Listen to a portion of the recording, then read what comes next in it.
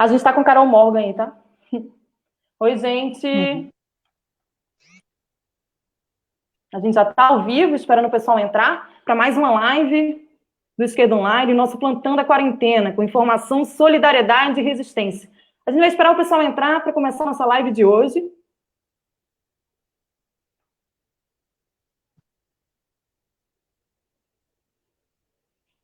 Olá, gente, boa tarde. A gente está em mais um plantão da quarentena com informação, solidariedade e resistência. E o tema de hoje a gente vai tratar do tema da ditadura militar, ditadura nunca mais. A gente tem como convidados Gilberto Calil, que é professor da UniOeste, no Paraná, Chico Alencar, que é historiador e ex-deputado federal pelo PSOL, Amelinha Teles, ex-presa política e feminista, e a Martina Spock, que é historiadora da FGV. A gente conta com a participação deles, agradece muito a participação de todos. Boa tarde. Boa tarde, Calil, Amelinha, Chico, Martina. Boa tarde. Boa tarde.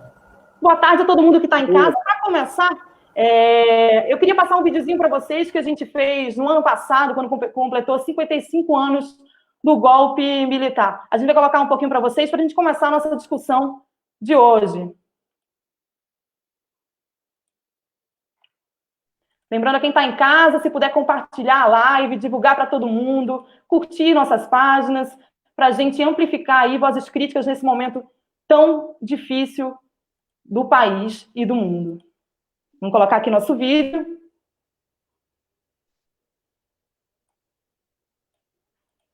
I think we ought to take every step that we can.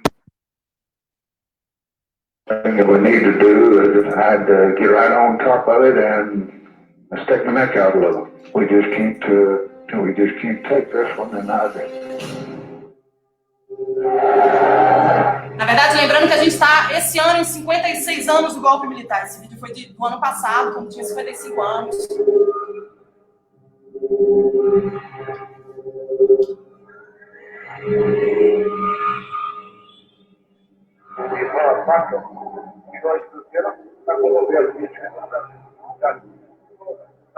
Da sua propaganda, é um livro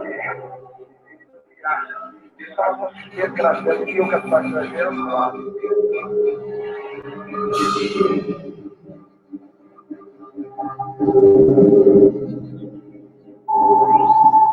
pela memória do coronel Carlos Alberto Brilhante Ustra. Tem uma campanha de 200 anos de mentira, qualificando a raça branca como a grande escravizadora do planeta. E a gente vem aqui mostrar um pouquinho, né, que aquecimento global que é isso.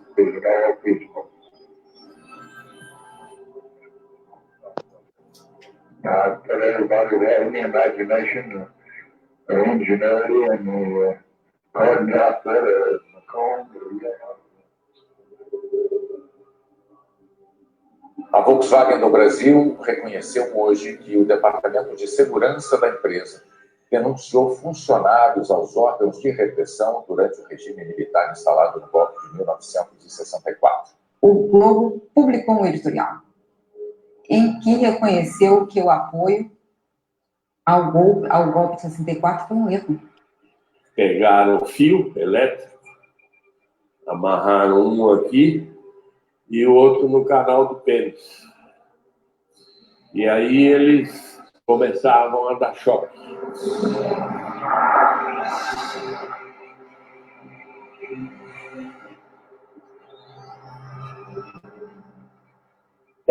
Antes de descer do Palmeirara, minha companheira chegou com meu filho. E é onde esse filho assistiu parte da tortura. Não.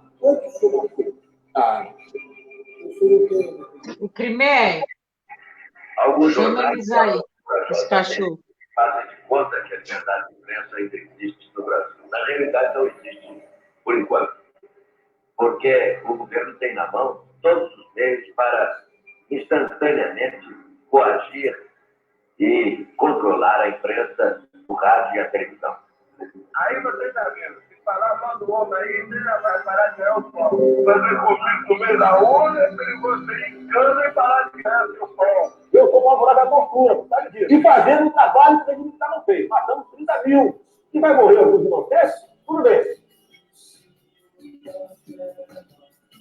bastante crianças, o Senhor da guerra, bastante crianças, o Senhor da guerra, bastante crianças, o Senhor da guerra, bastante crianças, o Senhor da guerra, bastante crianças.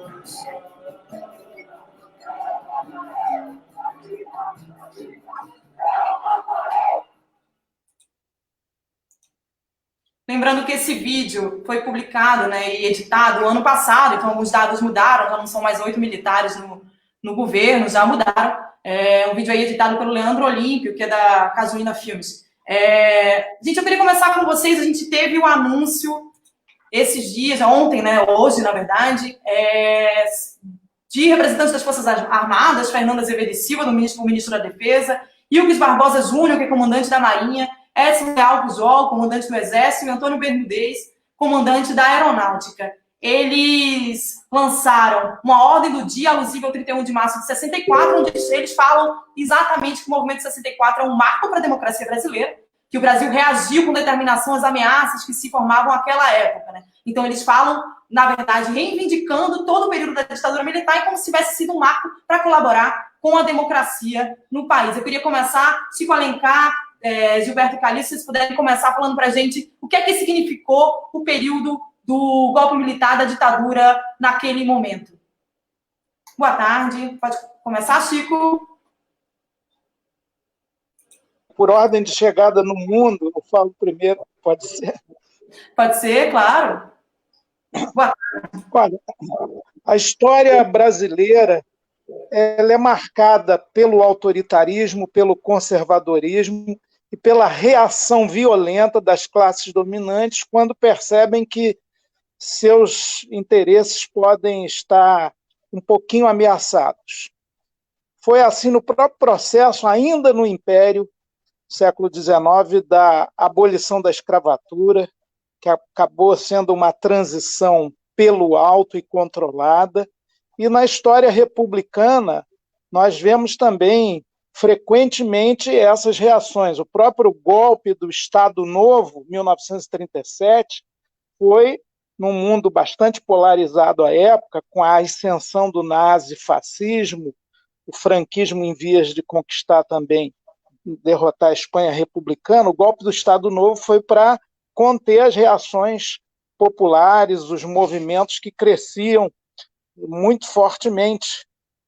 64 não fugiu à regra, foi uma reação, por isso o correto é falar de golpe empresarial militar, foi uma reação a um movimento de conscientização de setores populares, secularmente marginalizados, como os camponeses, como os trabalhadores operários, como os praças e soldados. Havia, inclusive, tudo isso se galvanizava, se condensava na chamada proposta das reformas de base, que o governo Jango, sempre muito frágil e oscilante, propunha. Quando isso ganhou densidade, aí as Forças Armadas, com apoio das igrejas, na verdade, da cúpula das igrejas, e basicamente à época só existia com expressão política a Igreja Católica. A mídia da época, aliás, você vê aí o Globo, as organizações Globo fazendo a sua autocrítica, bem tardiamente, e havia um setor de classe média também muito reacionário, muito conservador. Portanto, não foi um golpe militar exclusivamente, foi um golpe civil, militar, empresarial, militar, que jogou o país no retrocesso, no atraso. Hoje mesmo, a própria Miriam Leitão fala no seu artigo no Globo sobre o chamado milagre econômico, que, na verdade, foi, como nós da esquerda já dizíamos e analisávamos, uma reconcentração de renda, e não uma redução mínima que fosse da desigualdade social secular no Brasil. Portanto, essa avaliação histórica tem que continuar, e é lamentável, e aí encerro, é lamentável que os militares que estão no poder hoje no governo Bolsonaro, eles recuperem esse momento tenebroso como marco positivo para a democracia brasileira. Eles não entenderam nada, não fizeram uma revisão, porque a transição no Brasil da ditadura para a democracia que a gente vive hoje, esse regime liberal burguês, foi uma transição pelo alto, tutelada, e inclusive as atrocidades do regime militar nunca foram levadas em consideração pela nossa justiça. Os herdeiros dos torturadores estão aí. Nossos heróis morreram de overdose e os inimigos estão no poder, cantava o Cazuza.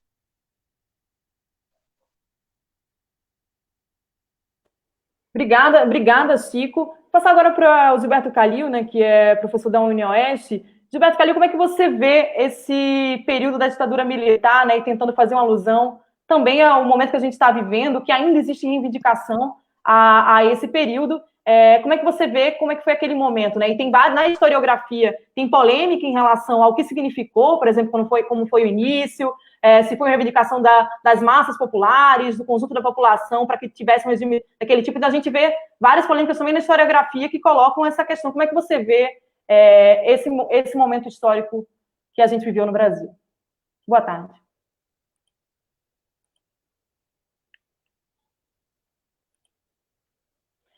Calil, a gente está com o microfone fechado, se você conseguir abrir, acho que está fechado. Vamos ver lá.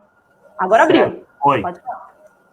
Então, boa tarde a todos. Eu queria começar dizendo que é uma grande honra e, ao mesmo tempo, uma grande responsabilidade dividir essa live, né, com a Melinha, com o Chico, com Martina, e que é muito difícil tentar falar alguma coisa em pouquíssimos minutos. Então, eu vou tentar fazer duas observações mais amplas. Primeiro, assim, o que me parece que é fundamental a gente ter muito presente no pensar sobre a ditadura, e segundo, uma observação mais rápida sobre revisionismo e negacionismo. E tentando reduzir ao máximo, acho que tem três coisas que são imprescindíveis de se pensar, que foi uma ditadura de classe, que foi uma ditadura de segurança nacional e uma ditadura de terror de Estado.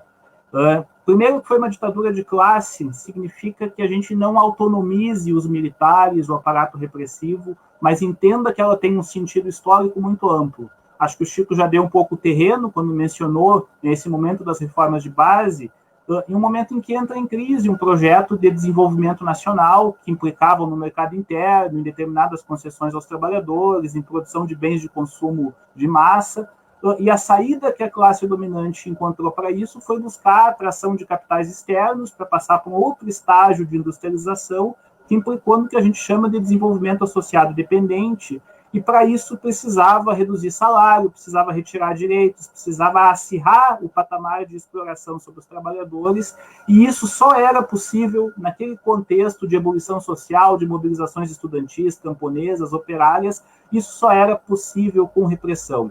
Então a repressão, a imposição da repressão, ela está absolutamente conectada com a necessidade da classe dominante de impor um processo de transformação também econômica. O político e o econômico não estão dissociados. O segundo ponto, né, que é fundamental, é compreender a doutrina de segurança nacional, compreender que essa ditadura ela se estabelece não de forma autônoma, solta, mas como parte de um processo internacional, continental, sobretudo, né, que tem um conjunto de elementos ideológicos que estão articulados na doutrina de segurança nacional. Quais são esses elementos? A construção do inimigo interno, de que qualquer um pode ser um inimigo, né, a lógica do infiltrado, a bipolaridade, pensar o mundo a partir de uma bipolaridade, o mal absoluto versus o bem absoluto, e, portanto, nenhuma possibilidade, né, de mediação, de diálogo, mas a necessidade de liquidação do inimigo, a concepção de guerra total, de uma guerra sem limites, e, portanto, numa concepção de uma guerra total sem limites, os mortos são menos importantes, são danos colaterais, são algo que é justificado.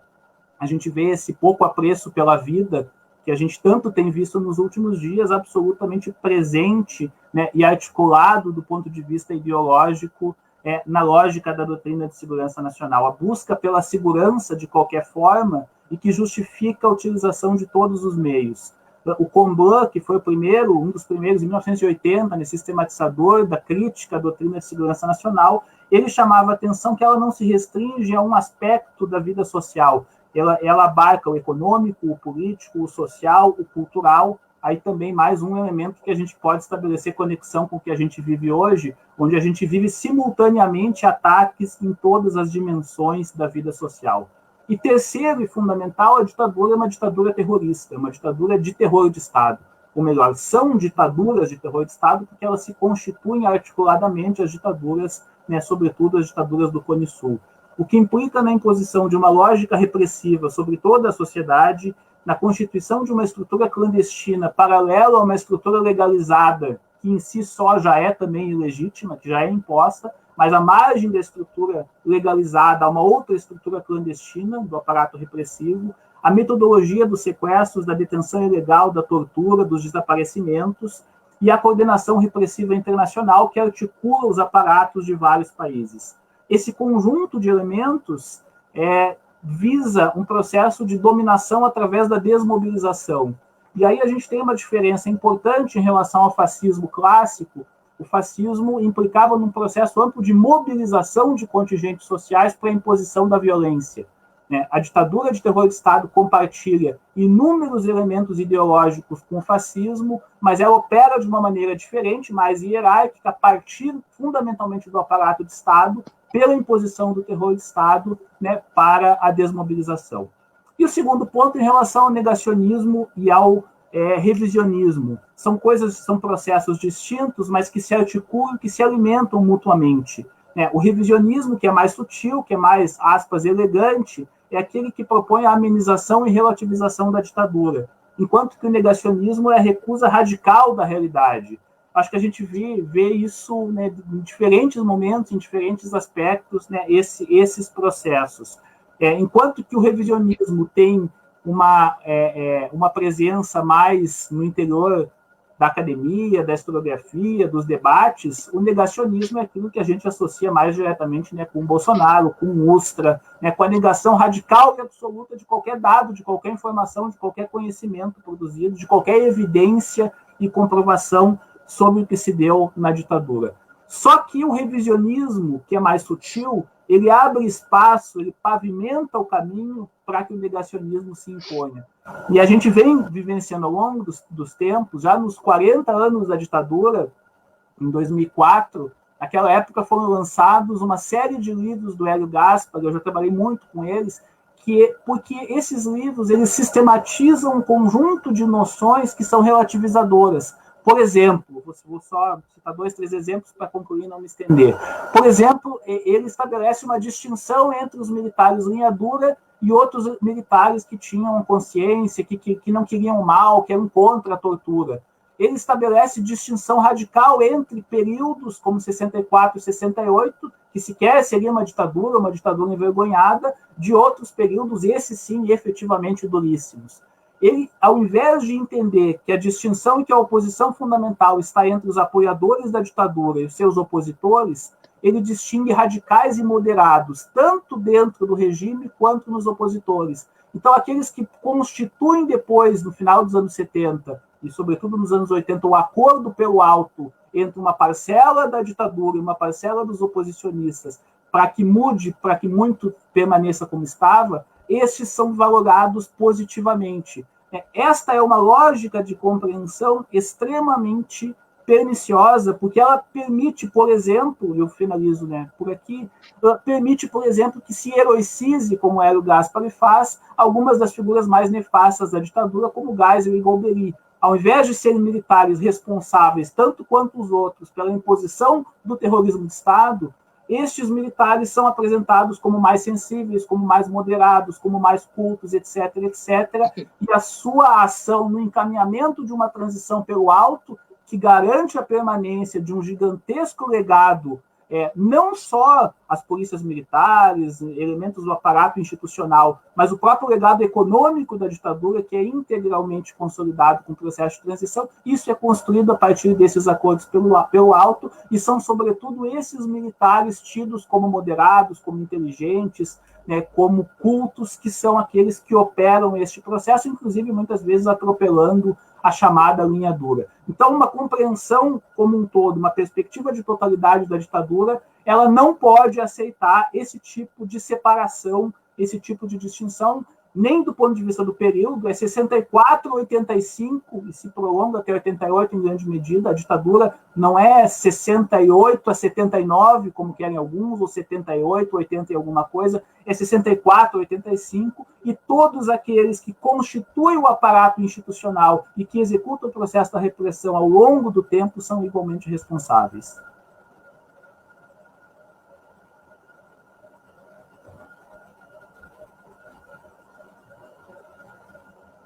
Eu não estou ouvindo. Carol, som. Vamos lá. Som ouvindo agora, né? Sim. Sim. Estava desligado aqui, desculpa. Amelinha, eu queria falar um pouco com você agora, né? Porque, como a gente comentava anteriormente, você é uma memória viva de todo o processo do que aconteceu naquele período tão tenebroso para o Brasil. Eu queria que você pudesse colocar para a gente, né? Um pouco do que foi viver naquele momento, né? Um pouco da sua experiência com aquele momento, né? Eu, inclusive, tive a oportunidade de ver um depoimento seu do ICOD, né? Falando em relação ao ICOD, e como é que foi aquele período. E eu queria que você fizesse também uma análise sobre o processo de transição aí para um período dito democrático, né? Que a gente vive. Boa tarde, Amelinha. Boa tarde aos que me antecederam, o Chico e o Gilson, né? É um prazer estar aqui com vocês, porque precisamos da história para enfrentar esse momento que vivemos e continuar, né? Ir para frente. E eu tenho 75 anos, portanto, na época do golpe, que eu chamo golpe militar, mas que pode também chamar golpe empresarial militar, né? Eu tinha 19 anos, né? Eu tinha 18 para 19 anos, eu trabalhava na Companhia Siderúrgica Mannesmann, era uma metalúrgica sindicalizada e que já tinha uma militância política. Eu pertencia ao Partido Comunista Brasileiro, que depois se dividiu eu fiquei com o pessoal que foi para o Partido Comunista do Brasil. E logo naqueles dias estava muito claro o seguinte: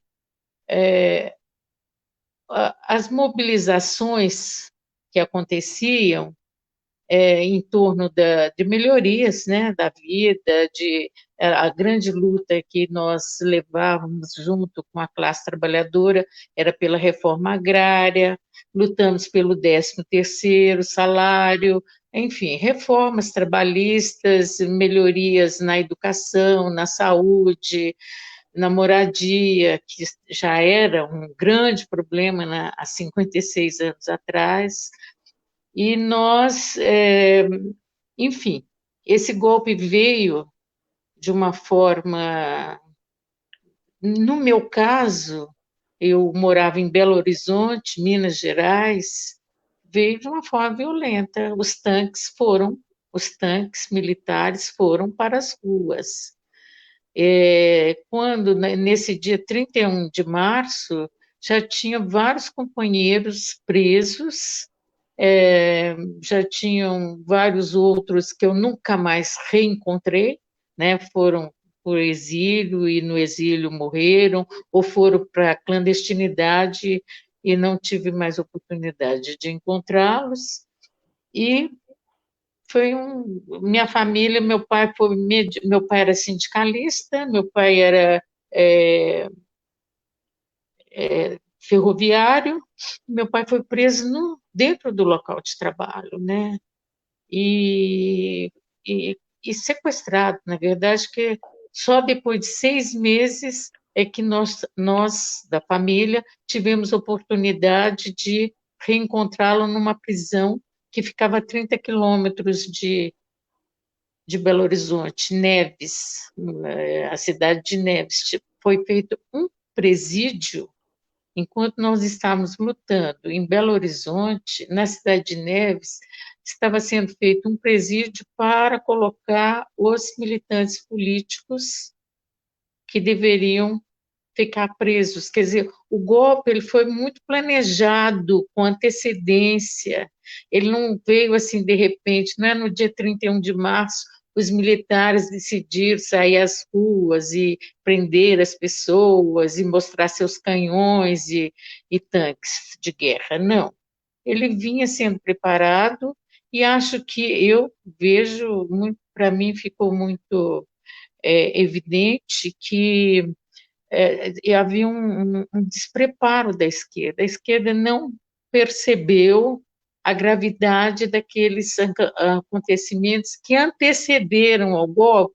E eu falo como feminista, como mulher, como militante na época, eu falo da Marcha com Deus pela Família, que houve essa marcha, que tinha milhares e milhares de mulheres. Eu presenciei este evento de triste lembrança nas ruas ali de Belo Horizonte, desde a Praça 7, né, acho que chama Praça 7, até a Praça Raul Soares, que deve ser o quê? Alguns quilômetros de distância, e ali todinha aquele espaço com mulheres, principalmente mulheres, que pediam a deposição do governo João Goulart, que eram contra a reforma agrária, que eram contra, enfim, as liberdades políticas, a democracia.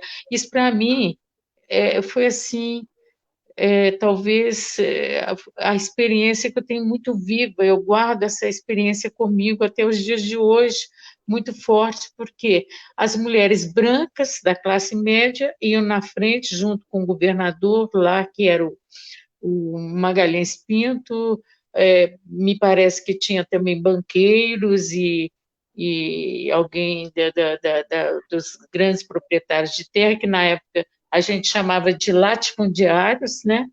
E aquela multidão eram mulheres pobres, eram mulheres negras, eram mulheres das comunidades, mulheres das favelas. Então, ali, eu tive o primeiro, assim, a primeira pergunta que me acompanha, né? Por quê? Por que as mulheres? Por quê? Porque ali foi a chamada para o golpe. Ali que enfim, os que defendem, né, a ditadura militar dizem que teve o apoio do povo, né? É por causa dessa marcha. Agora, essa marcha foi totalmente forjada. É o maior fake news da história, porque as mulheres iam acompanhando ou obrigadas, a impressão que tinha que elas trabalhavam na casa dessas mulheres brancas e eram obrigadas a ir nessa marcha. Era uma marcha montada mesmo, né? Depois a gente vai conhecer melhor essa história, que aquele Treives lá da Unicamp, ele conta essa história, ele mostra que, inclusive, essas organizações femininas foram financiadas pela CIA, pelos Estados Unidos e pelo IPES, né, que é o Instituto de Pesquisa e Estudos Sociais, que foi criado justamente para preparar, articular e mobilizar a sociedade brasileira para o golpe. Então, esse golpe foi estudado, planejado e estrategicamente pensado, né? E, para mim,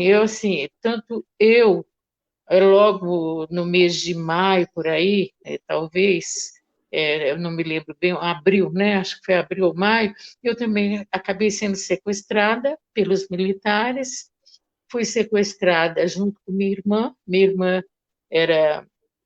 tinha 16 anos na época, né? E nós ficamos dentro de um quartel, respondendo perguntas que eles faziam, interrogatórios, ameaças, e a gente via também eu vejo um cenário também que me chama a atenção, porque todo mundo que estava preso naquele quartel, a maioria era homens, mulheres eram muito menos.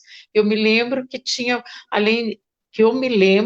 era eu, minha irmã, e tinha uma outra moça, eu nem sei o nome dela, mas ela estava por ali, né? Então,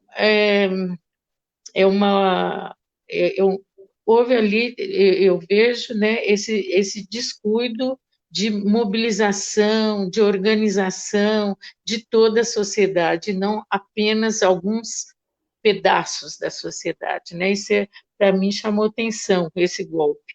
Agora, o golpe veio para, acho que já falaram aí os professores, o deputado, ele veio para um cala-boca contra o povo brasileiro, né? Ele veio contra a classe trabalhadora. Eu vi meu pai sendo... Meu pai foi preso porque defendia o sindicato, porque era sindicalista. Porque meu pai nem era comunista, meu pai era um tipo sindicalista. A política que ele fazia era essa, do sindicato.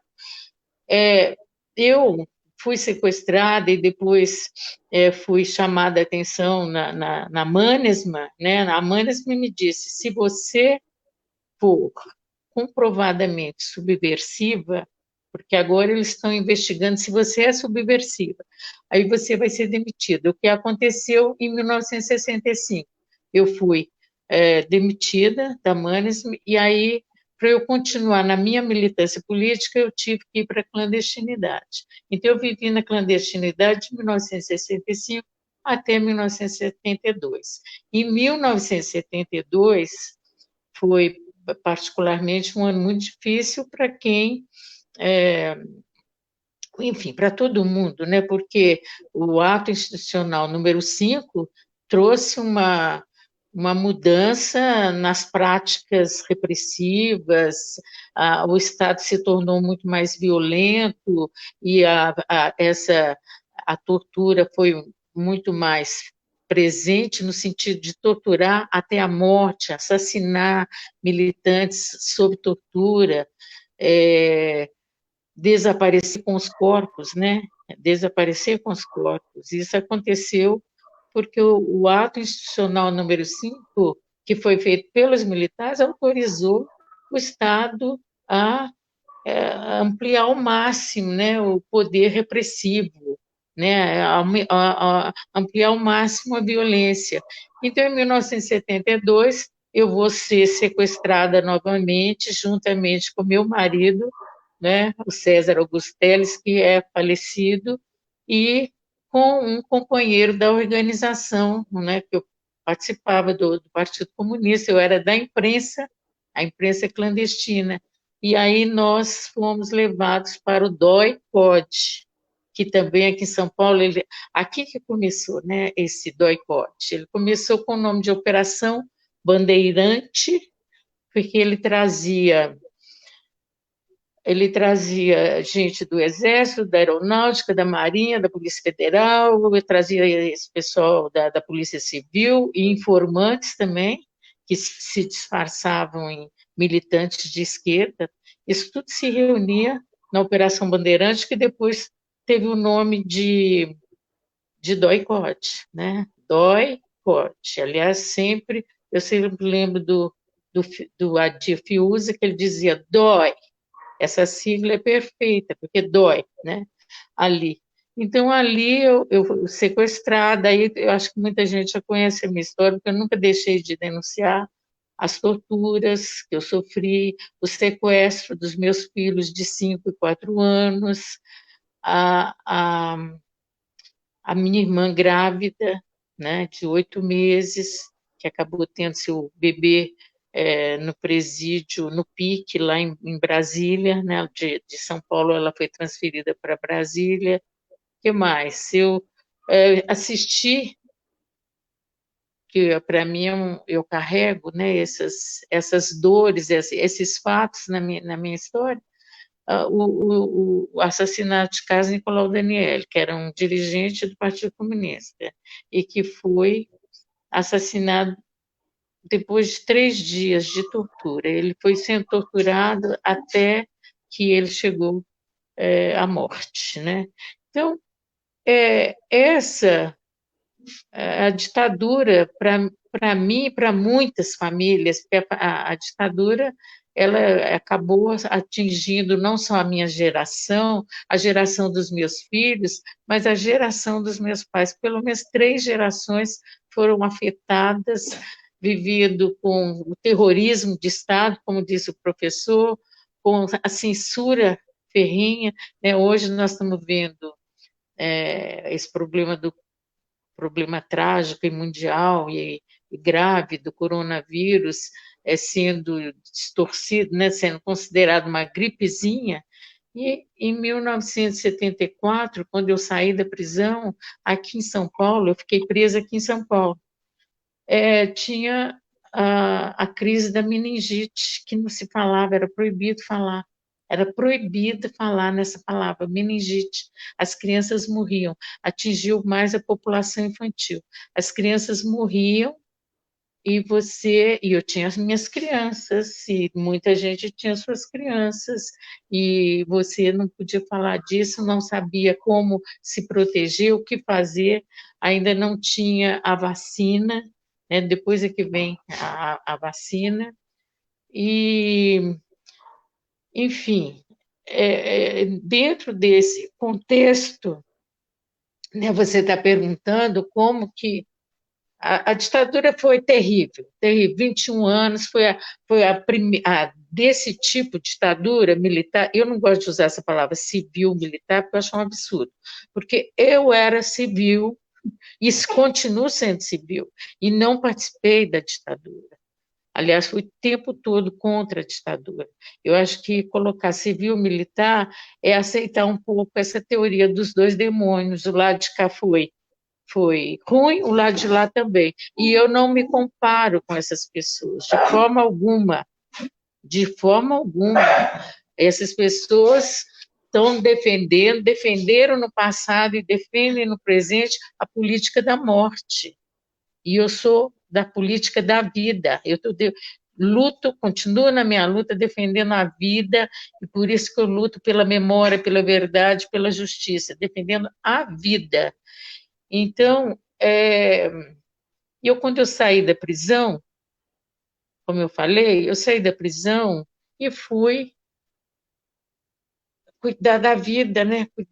Tentar um emprego, tentar, enfim, recuperar o que era possível de toda esse terror que o Estado fez em nossa família. Meu marido continuou preso, né? Foi condenado a 5 anos de prisão e praticamente cumpriu 5 anos.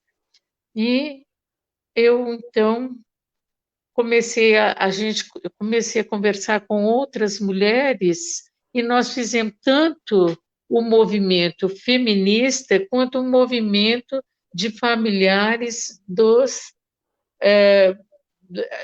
mortos e desaparecidos políticos. Porque como eu tinha sido presa política, muitos familiares me procuravam para saber se eu tinha informações a respeito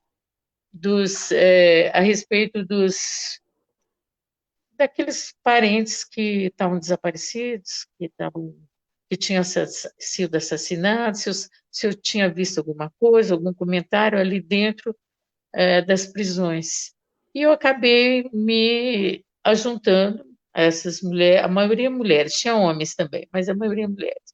E também me ajuntei ao grupo que lutava pela anistia ampla, geral e restrita aos presos, perseguidos e exilados, né, do nosso país.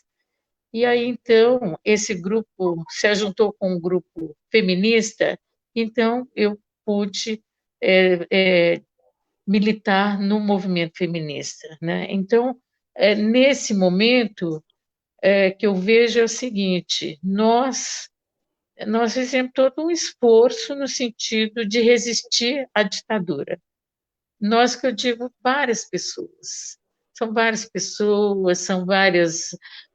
movimentos, porque em 1974, aqui em São Paulo, já começam movimentos populares, assim, retomam ativa, começa a se movimentar, seja por creche, seja por saúde, seja por uma escola, seja por uma melhoria na rua, enfim, né? Eu também sou uma mulher periférica, eu sempre vivi na periferia, morei na periferia, trabalhei na periferia, então, nossa luta sempre foi, eu falo assim, eu sou uma feminista que luto contra todas as opressões, e é por aí. Então, o que a gente viu? A gente viu o seguinte, que esse movimento, tanto o movimento popular quanto o movimento pela anistia, começou pelas mulheres. Acho que foi uma forma das mulheres que estavam sufocadas nessa história, né? Porque ficou feio aquele 64, com as mulheres sendo manipuladas ali na frente, e eu não vi assim a esquerda preocupada com isso, é uma coisa que me incomoda até hoje, sabe? Mas, e eu estou falando com a TV de esquerda, né? Então é bom que eu trago aqui a minha preocupação com essa questão. Eu me preocupo muito, onde estão as mulheres e como estão as mulheres? Porque a gente tem que tomar esse cuidado, sim, porque senão nós não furamos esse bloqueio, nós estamos aqui cercadas, nós estamos totalmente cercados, né? E quando foi em 75, as mulheres aproveitaram aquele Ano Internacional da Mulher, promulgado pelas Nações Unidas, para sair às ruas. Nós publicizamos nossas lutas. As mulheres populares com o movimento do Custo de Vida, que foi grande aqui em São Paulo, e que foi para as ruas defendendo salário, reforma agrária, defendendo a baixa do custo dos gêneros de primeira necessidade, fomos nas ruas buscando creche, e fui para a imprensa feminista, o Jornal Brasil Mulher. Então, em 75, houve, digamos assim, um aparecimento dessa sociedade organizada que estava muito clandestina, que estava muito invisível. Nós aparecemos. E foi num momento crucial, porque a ditadura continuava torturando e matando. O ato institucional número 5 ainda estava vigente. Só lembrar que o primeiro exemplar, a primeira edição do Jornal Brasil Mulher, saiu em outubro de 1975, justamente quando Vladimir Herzog era assassinado dentro do doicode. Né? Então, em 1975, nós ainda temos muitas histórias de prisões, torturas e desaparecimentos. Praticamente os companheiros e companheiras que foram sequestrados nos anos de 74 e 1975, a grande maioria, não tem nem esse título, mortos pela ditadura, são desaparecidos, né? Nós temos desaparecidos em pleno governo Geisel. É isso que eu quero mostrar, que eu quero lembrar, que Geisel é o governo do desaparecimento forçado. Com toda aquela abertura lenta e gradual, era para desaparecer com a gente. Então, em 1975, é um momento extremamente difícil, de muita inflexão, e que nós estamos nas ruas. Em 1977, aqui em São Paulo, estou falando mais de São Paulo, porque eu vivi aqui a maior parte do tempo. Em 1977, os estudantes saíram às ruas. Aqui foi um movimento estudantil. E os operários lá do ABC, sob a direção lá do Lula, vão sair em 78. 78 que eles vão fazer a greve. E aí, então, esse movimento, que ele repercute, ou ele acontece simultaneamente em outras partes do Brasil, esse movimento vai desgastando a ditadura, né? Eu acho que isso aconteceu esse desgaste, e eles se propunham a acabar com a inflação, eu me lembro, né, lá em 64, acabar com a corrupção, acabar com a subversão, porque eles não conseguiram nada. nada disso. Porque se hoje, tanto é que em 1974, foi com todos os desaparecimentos, com todo o silenciamento forçado da oposição, quanta gente foi eleita, quantos parlamentares foram eleitos e que tinham um certo compromisso com a gente, pelo menos recebiam a gente, falavam bom dia, boa tarde com a gente. É a primeira vez que a gente vê esses deputados falando com a gente quando nós vamos reclamar dos nossos direitos. Então, a ditadura, né, eu acho que quando nos anos 80, que ela vem elegendo, ela não elege nada, mas, enfim, há uma possibilidade de nós elegermos os governadores, né, de São Paulo, Rio e Minas. Isso aí traz uma nova mobilização, né? Se configuram novos movimentos, digamos assim, dentro daquilo que o professor, o deputado aí colocou, que nós vivemos a nossa história de autoritarismo, de violência, isso faz parte do Estado brasileiro, né, a estrutura desse Estado, mas houve possibilidade de uma maior participação.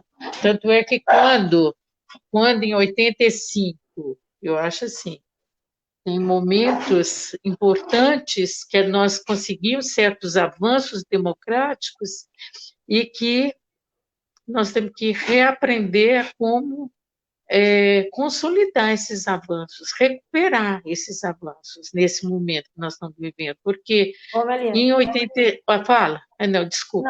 Não, pode continuar falando, assim, porque acho que uma das coisas que você citou, né, que acho que os demais citaram também, que tem a ver com a relação de qual foi o caráter desse período, né, e a relação com as empresas, a relação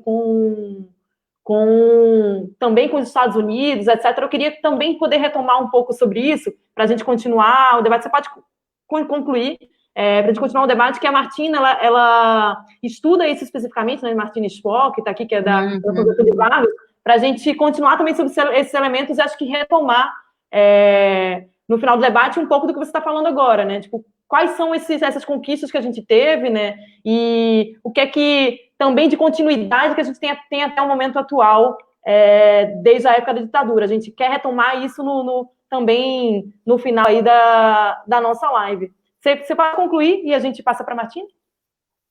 Não, eu tenho tanta história para contar que eu tenho 75 anos. Eu sou do movimento minha vida inteira, né? Eu nasci, como dizer, eu aprendi sindicato, a palavra sindicato eu aprendi dentro de casa. Então, eu vou passar a palavra para ela, porque realmente é interessante a gente poder ouvi-la, né? Uma estudiosa sobre o assunto. Fique com a palavra. Ô, Amelinha, e a gente retoma em seguida, né? Porque eu quero perguntar para todos vocês, assim, o que é isso? O que é que a gente tem desse período de conquista? O que é que a gente tem, na verdade, de retrocesso aí já no momento atual? Eu volto para vocês novamente. Martina, você tem toda uma pesquisa em relação à relação das empresas com a época da ditadura e a relação dos Estados Unidos. A gente viu no vídeo no início, né? Fala exatamente sobre isso, né? Tipo, toda a tentativa, na verdade, de tirar o Jango, etc., não aceitar as mínimas possibilidades aí de avanços democráticos, né? Tipo, reforma agrária, qualquer possibilidade aí de avanço nesse sentido. Você pode tocar um pouquinho para a gente sobre essa questão e a gente retoma em seguida com a Melinha, com o Chico, com o Gilberto, sobre o momento atual, tá bem?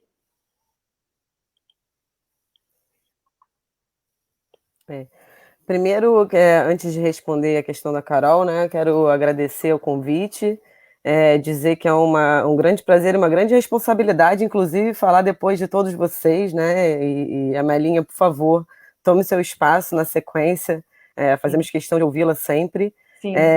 Bom, eu queria fazer inicialmente alguns comentários só complementares às falas iniciais e dar sequência em pequenos insights, né? A gente tem pouco tempo sobre a questão dos Estados Unidos, né? Então, eu acho que a Martina caiu, na verdade. Vamos esperar ela voltar para a gente continuar. Tem algumas questões que já foram colocadas aqui pelo pessoal que está em casa, porque a questão atual eu queria realmente retomar no final, para a gente poder fazer uma análise melhor do que, inclusive, do período atual que a gente está vivendo. A Martina voltou, né? Desculpa, depois a gente passa para as perguntas. Gente, então, eu queria fazer só algumas considerações, né? Primeiro, em relação à fala do Chico, quando ele... E eu acho que isso vai perpassar por todas as falas anteriores, em relação à nomeação do golpe, né? A Melinha faz também uma alusão à questão do uso do termo civil, né? A gente vem há alguns anos pesquisando, entendendo que o golpe, ele tem um protagonismo, né? Então, chamar o golpe de golpe empresarial militar, que é como eu defino, e um grupo de historiadores que tem trabalhado nessa linha também definem, não é excluir do processo, né, do golpe os civis que estavam apoiando todo aquele movimento, né? E a gente sabe, como a Melinha já citou, né, toda a pesquisa do Dreyfus e do IPES e toda aquela configuração ali muito pré-64 também, né? Acho que é antes da gente enfatizar, assim como a Melinha citou, né, que o movimento não começou no dia 31 de março de 64, ele é bem anterior a isso, a gente pode marcar pelo menos um movimento mais efetivo a partir de 61, né? E que o golpe ele tem uma característica muito específica, que é uma característica, como o Gilberto citou, que é um golpe de classe, né? Então, a gente está falando aqui de um golpe empresarial militar, porque os protagonistas desse golpe eram empresários e militares, né? Eu acho que o Dreyfus mapeia isso de maneira muito feliz no trabalho dele, ele ainda é uma grande referência de pesquisa. Ele não trabalha com essa perspectiva, com essa definição, né, dessa nomenclatura golpe empresarial militar, mas isso é uma evolução das análises que a gente tem feito ao longo desses últimos anos. Acho que se iniciou o debate muito lá, né, nos primeiros eventos de 2004, dos 40 anos, e nos eventos de 50 anos do golpe, a gente vê uma linha historiográfica se consolidando nesse sentido, né? Um outro ponto que eu queria chamar a atenção, que muitas vezes a gente fala, né, sobre periodização e etc., né, é entender também que o golpe, ele derrubou um regime, né, político, ele instalou um novo regime, foram novas regras que foram definidas, né?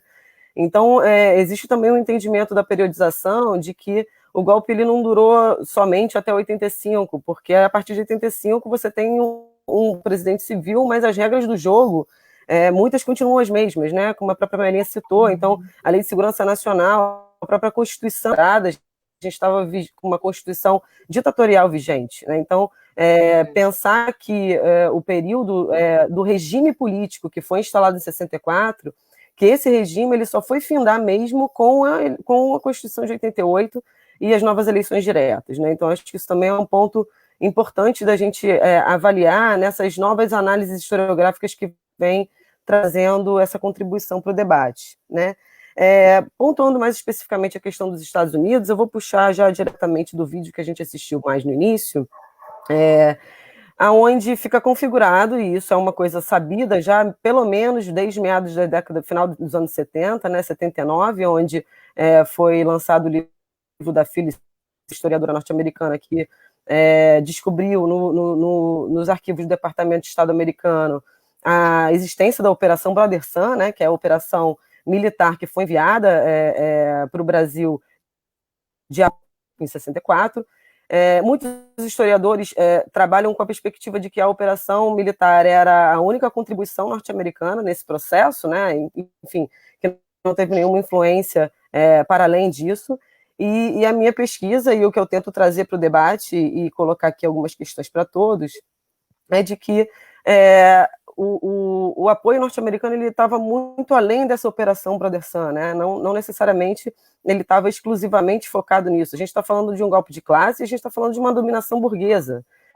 A gente está falando de uma disputa interna na classe dominante brasileira por um espaço político de dominação de Estado, né? De implementação do regime político, de definição das suas próprias regras, de controle do Congresso, de controle de toda a legislação, né, do aparato legal e de todas as reformas que eram necessárias para que o capital estrangeiro, principalmente, isso o Dreyfus já traz para a gente nas análises dele, pudesse entrar efetivamente no Brasil de maneira capilarizada, né? Então, o meu destaque aqui para hoje, né, é dizer que isso aconteceu muito além de uma dominação, de um apoio momentâneo em 64 para a costa brasileira, né? Isso é um projeto construído a partir da política externa norte-americana inaugurada em 61, né? A conhecida Aliança para o Progresso, né? Então, eu fiz uma pesquisa bastante aprofundada nos documentos do Departamento de Comércio americano.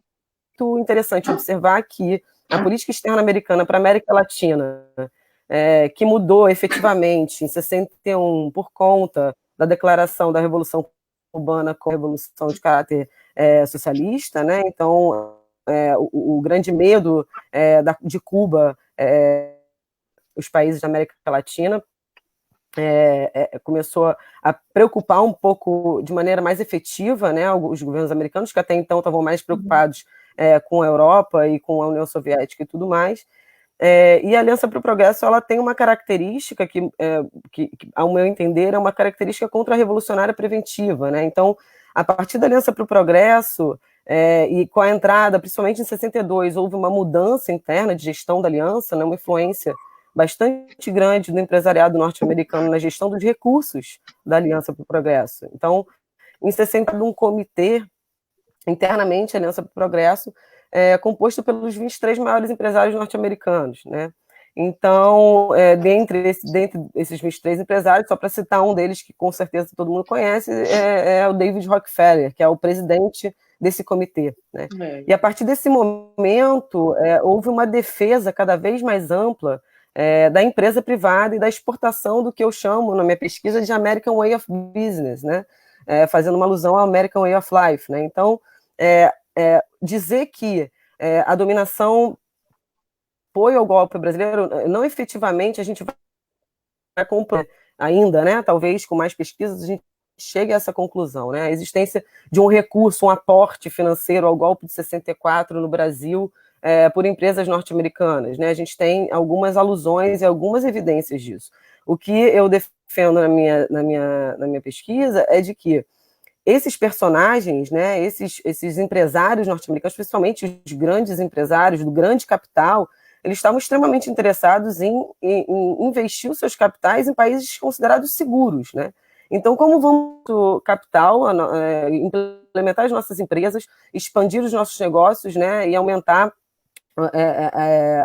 as empresas multinacionais e associadas, né, de capital associado, de capital misto, se existe um perigo comunista, né, muitas vezes muito mais forjado do que efetivamente existente nos países latino-americanos, isso não só no Brasil, né, em vários outros países também aconteceu.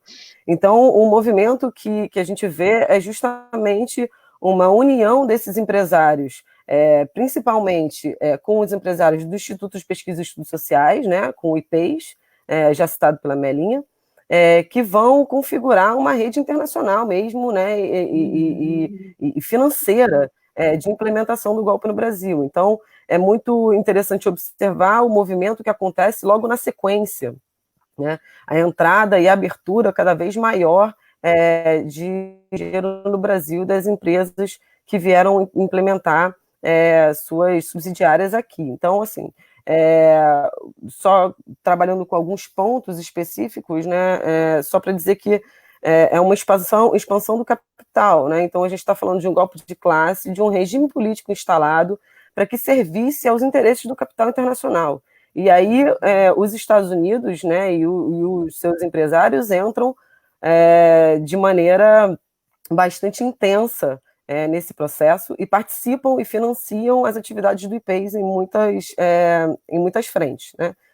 Então, era só esses elementos que eu gostaria de trazer e deixo aberto para o debate também, tem umas outras informações sobre isso, mas só para destacar que movimento era esse, né? Que não era exclusivamente uma movimentação de apoio militar, né? Existia uma expansão do capital, né? Uma expansão cada vez maior das suas empresas e do seu modo de fazer negócios, né? A implementação do seu American Way of Business nos países da América Latina como um todo, no Brasil, sem dúvida alguma. Obrigada, Martina. Antes de passar para o pessoal que está em casa, para as contribuições aí, a gente queria, inclusive, chamar vocês a fazerem perguntas. que aí no final a gente vai tentar interagir com algumas questões que forem colocadas, então comenta aí. E, gente, deixar o recado aqui, a gente tem essa live, né, do Plantão da Quarentena, de segunda a sexta-feira, sempre no mesmo horário, 16 horas. Então, curte aí nossas redes sociais, não deixa de compartilhar essa iniciativa para a gente aumentar aí o público crítico, né, nesse momento tão difícil aí do Brasil e do mundo. Eu queria entrar, então, na questão, acho que a Melinha começou a falar, eu queria entrar na questão mais da atualidade, né? A gente viu hoje a carta das Forças Armadas, a gente viu também um tweet do Mourão, né, falando sobre o mesmo conteúdo, né, resgatando 64, e o Mourão é vice-presidente do país, resgatando 64, resgatando o período da ditadura como se fosse algo benéfico à democracia, como se fosse algo contra um ataque possível naquele momento. Então, eles justificam bem isso. Eu queria começar com o Chico, pode ser, Chico? Como é que você vê essa questão para o momento que a gente está vivendo no Brasil, né? O golpe de 2016, que teve o impeachment da Dilma, e o golpe de 64, o momento que a gente está vivendo hoje, como é que você vê aí essa linha? O que é que tem parecido, o que é que tem de diferente, o que é que é continuidade desse período? Obrigada. Os contextos e as realidades são distintas. 2020, o mesmo 2018, o mesmo 2014 não é exatamente igual a 1964. Até demograficamente, era um Brasil que completava aquela época, primeira metade da década de 60 do século passado, a sua transição de um país predominantemente rural para urbano, um ensaio. O Calil mencionou que desde o início dos anos 60 já se urdiam tratativas do golpe, a Martina também falou isso, nossa querida Melinha vivenciou isso na sua militância juvenil, mas eu diria que desde 54, com as pressões violentas que levaram o Getúlio Vargas ao suicídio, essas forças empresariais, entreguistas, imperialistas, aliadas a setores das Forças Armadas, vide a chamada República do Galeão, elas estavam operando. O Getúlio era muito sagaz e, com o seu suicídio, o sacrifício da sua própria vida, ele conseguiu adiar essa predominância política e, consequentemente, econômica desses setores mais conservadores e reacionários da sociedade brasileira.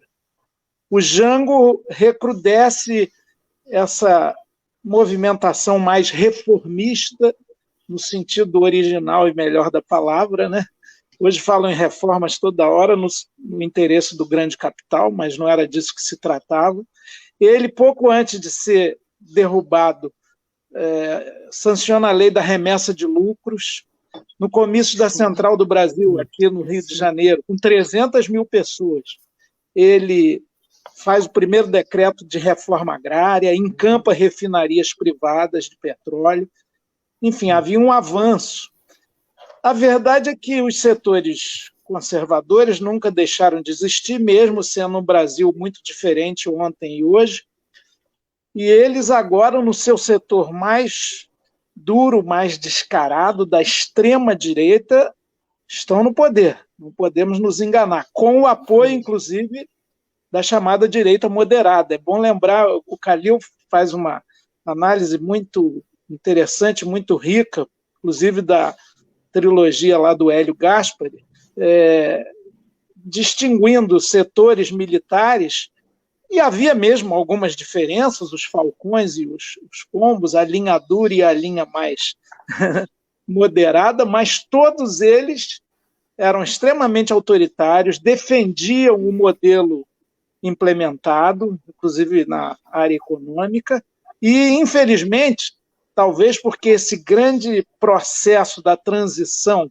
pelo alto para a democracia, uma espécie de transição intransitiva, como tantas na história brasileira, o segmento militar no Brasil, ao contrário do que aconteceu, por exemplo, na Argentina, ele jamais foi submetido a um julgamento mesmo da sociedade, da opinião pública e publicada em relação às atrocidades do regime.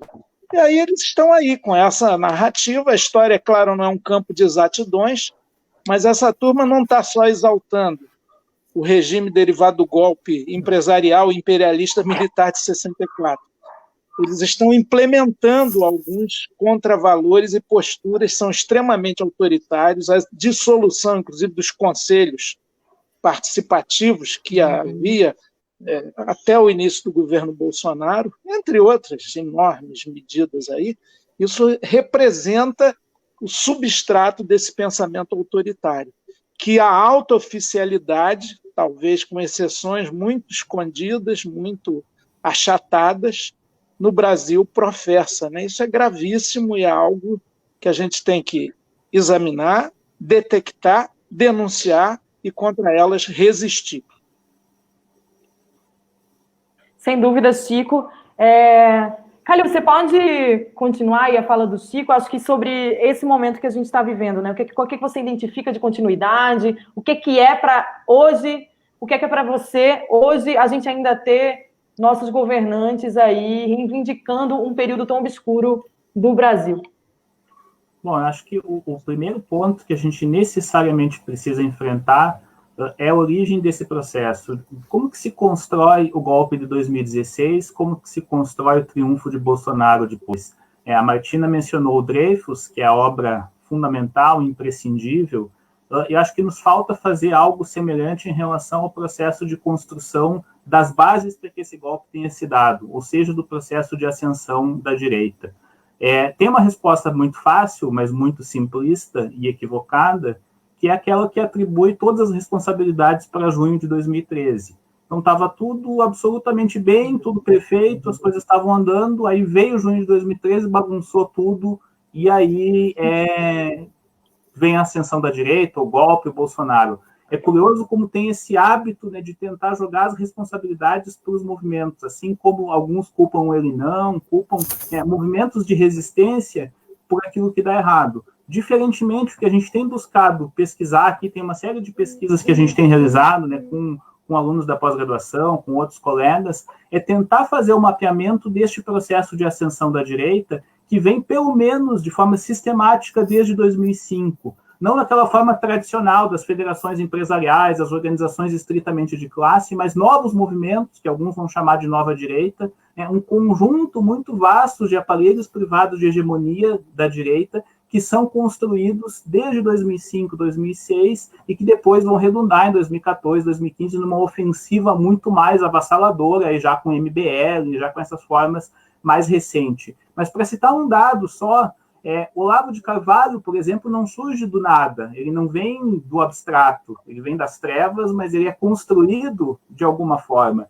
Em 2005, Olavo de Carvalho vai para os Estados Unidos, e para ele se firmar, se constituir, ele construiu um site chamado Mídia Sem Máscaras, que foi aumentando a sua projeção, escrevia em jornais, etc., e com isso foi construindo uma visão conservadora, excludente, hierárquica, irracionalista, anticientificista, etc., etc. Ou seja, as posições na sociedade civil, as visões estão sendo disputadas por formas concretas de organização da direita ao longo de um vasto período. Ou quem sustentava, por exemplo, Olavo de Carvalho nos Estados Unidos desde 2005 até hoje?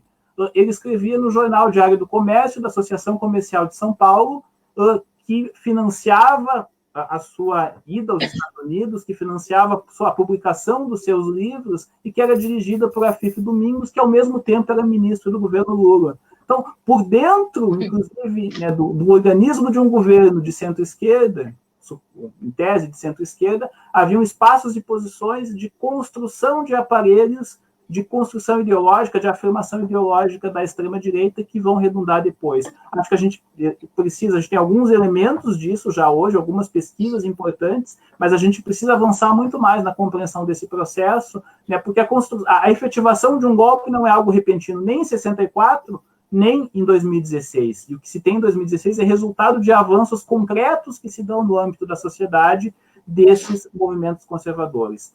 Do ponto de vista da classe dominante, em certa medida, Bolsonaro é um acidente, não está longe de ser a opção preferencial. Mesmo em relação à ditadura, ele é um filho bastardo, ele expressa de uma forma, não porque a ditadura seja menos bárbara, menos brutal, mas ela tinha uma racionalidade, uma conexão mais orgânica com a classe dominante, enquanto que esta imprevisibilidade, né, essa estupidez num patamar muito acima de qualquer possibilidade de controle e racionalização que o Bolsonaro expressa, vai além daquilo que estava planejado pela maior parte dos próprios golpistas.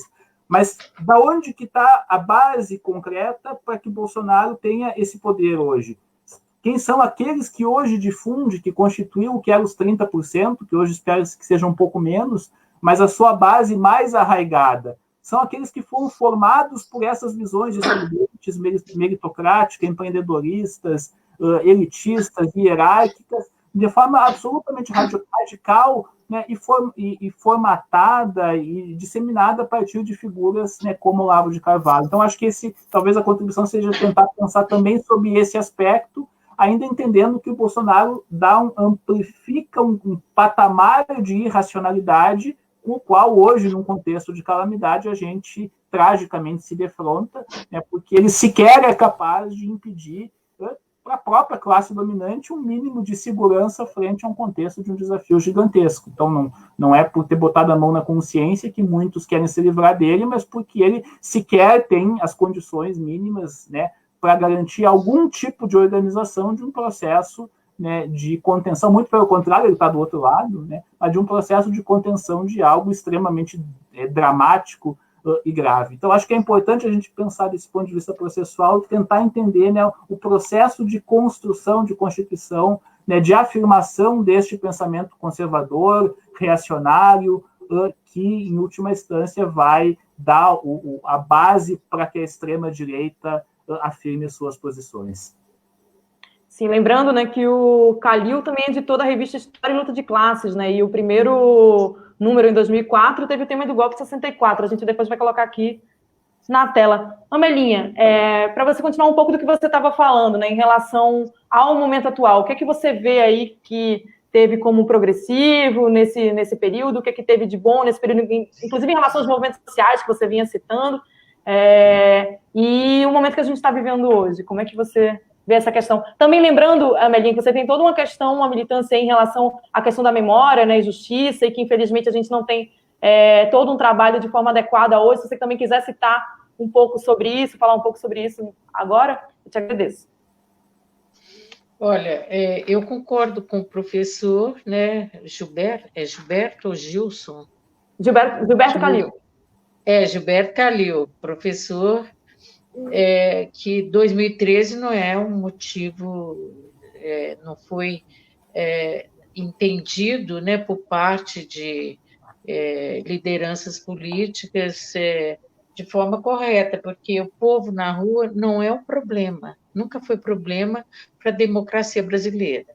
O que é bom, sempre ter povo na rua. E ali, em 2013, tinha multidões de jovens, pelo menos aqui, eu tive a oportunidade, muitas vezes, de ver aqui em São Paulo, pedindo direitos, ampliação dos direitos, cidadania. Então, foi isso que eu vi. Isso eu concordo. Agora, na verdade, esse golpe de Estado, né, que nós sofremos, ou esse retrocesso, enfim, o nome que se dá, estado de exceção, eu ainda não sei o nome que tem se dado a esse momento que a gente vive, mas ele disse, alguém disse, acho que foi o Chico, que começou em 2005, né? Talvez começou em 2005.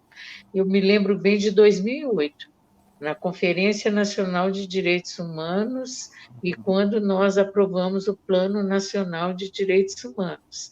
As mesmas forças que deram o golpe em 64, elas apareceram com ênfase, né? Elas foram contra. Nós aprovamos a Comissão da Verdade, eles foram contra, né? Os militares foram contra.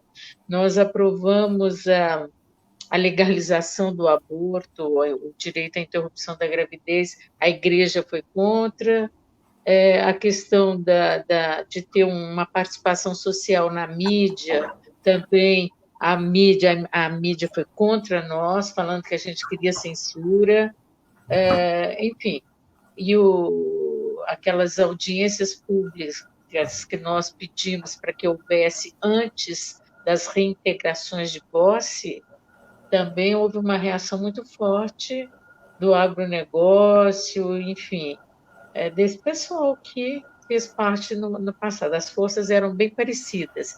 Ali eu acho que já começou a se configurar um processo golpista, porque a gente vai vendo que o próprio...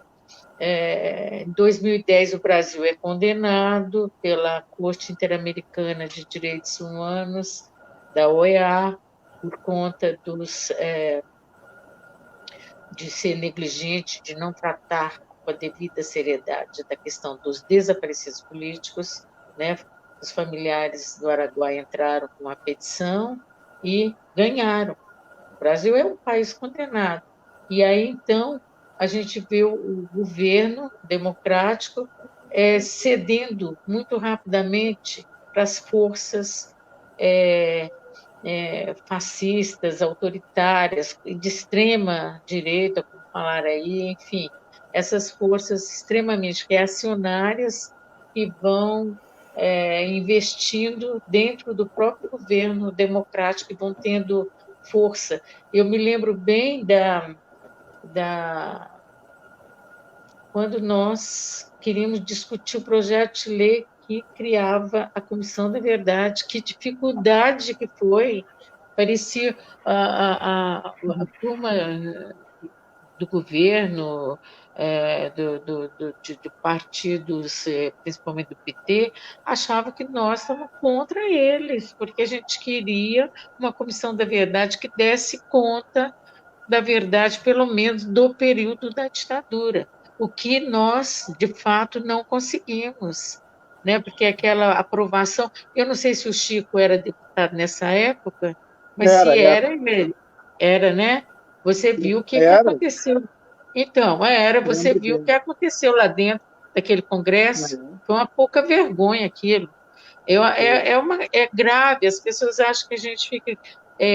às vezes as pessoas chamam a gente de saudosista, mas aquilo ali tinha que ser daquele jeito mesmo, não é assim do jeito que você pensa. Não, a gente tem democracia, tem um governo democrático para garantir pelo menos que a gente possa expressar livremente, ou o mais livre possível, nossas ideias. Ali nós fomos caladas. As famílias dos desaparecidos foram caladas, não puderam opinar a respeito da Comissão da Verdade. Mas, enfim, quando foi instalada, nós estivemos lá, nós apoiamos. Nós apoiamos. Apesar de que a família, uma das representantes, ou pelo menos que é uma familiar de desaparecido, a Vera Paiva, ela foi proibida de falar. Ela foi proibida de falar lá. Né? Então, quer dizer que a Vera Paiva, filha do desaparecido político Rubens Paiva, que também era deputado federal, que foi cassado, né, com o golpe de 64. Bom, nós participamos o tempo todo da Comissão da Verdade. O tempo todo, mesmo discordando do formato, discordando daquela dinâmica, mas a gente participou o tempo todo. E nós encontramos as maiores dificuldades que nós encontramos muitas dificuldades. Falar, como a gente sempre dizia, falar da verdade, buscar a verdade no país da mentira é difícil, não é fácil. Mas os empecilhos maiores foram por parte do Ministério da Defesa, principalmente do comando do Exército, que se recusou o tempo todo, não respondeu uma pergunta que nós fizemos, o que foi encaminhado pela Comissão Nacional. Eu, na verdade, fui da Comissão do Estado de São Paulo, Comissão da Verdade do Estado de São Paulo, que levou o nome de Rubens Paiva, que presidida pelo deputado Adriano Diogo, que foi aqui na Assembleia Legislativa do Estado de São Paulo. Mas a gente participava o tempo todo da Comissão Nacional. Nós fizemos muito trabalho, inclusive, juntos, e nenhuma das perguntas que nós encaminhamos para o Ministério do Exército e Relações Exteriores, ninguém respondeu. Eles não abriram a caixa preta deles e nem do Ministério das Relações Exteriores. Então, quer dizer, por um período pequeno, né, na história, 21 anos é pouco, né, um pouco mais de 2 décadas, aconteceram atrocidades, crimes de lesa humanidade, muitos e muitos, que não chegaram nem a ser revelados, que nós não chegamos nem a mencionar, né, nesse trabalho todo nosso de investigação, e que não foram apurados e que não foram